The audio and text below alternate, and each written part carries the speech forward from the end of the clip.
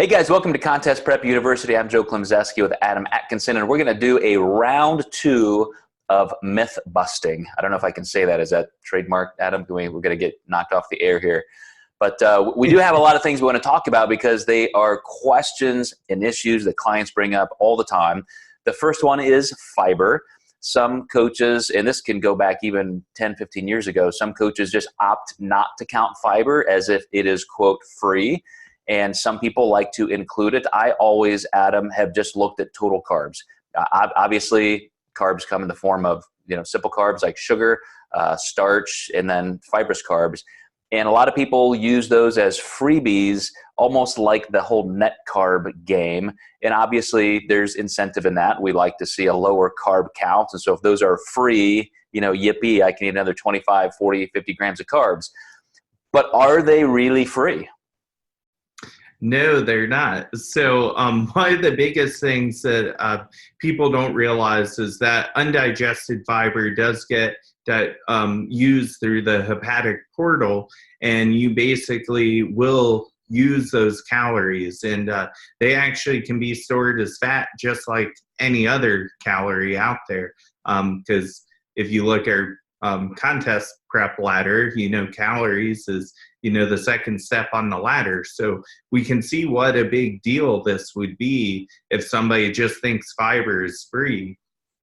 And oftentimes when I'm playing what I like to call diet CSI with a client, and I'm trying to find out why they're not losing weight, we will usually stumble across that they're eating a bunch of vegetables and they're just not logging it. And it's like, voila, this is why we're not losing body fat right now. And, these myths die hard. We've been teaching this for probably a decade together, Joe, and I still get that same question today. Do I have to track my fiber?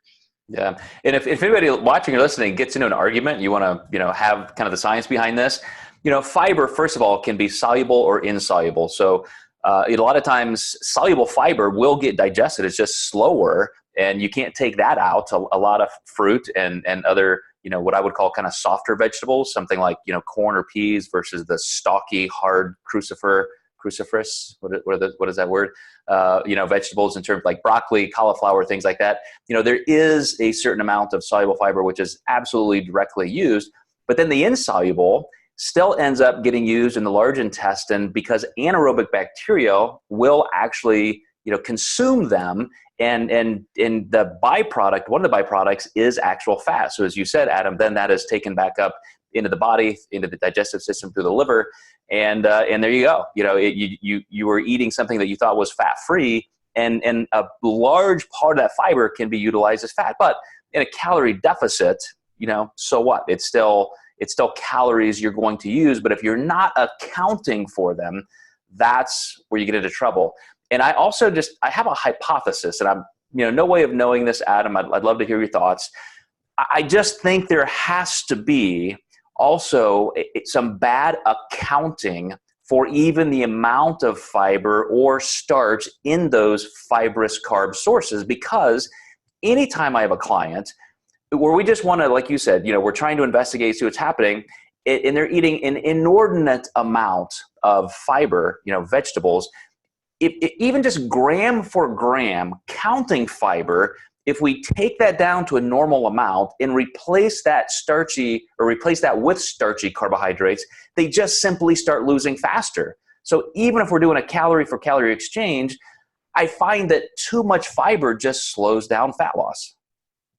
Yeah, I would definitely agree. And then, part of that just could be the improved digestion from actually, when we see this, we see people gravitate towards almost an all fiber for carb diet, and they are just eating so much. I think their digestion improves from actually adding the starch, and it actually helps them with stool formation. So that could be, because I see that too, when we add that starch back in, they do start losing. So I definitely, I can't prove that scientifically, but that's something I observe as well with my clients. Well, I'm going to dig into that a little bit more, because I think there just still has to be something a little bit off on the accounting of that. So Anyway, guys, we hope that helps. We're going to continue on. We got a lot more to talk about in terms of different topics, things that you may have questions about, things that you may think could be impacting your progress, right or wrong. And we're going to tackle them in the next episode of Contest Prep University.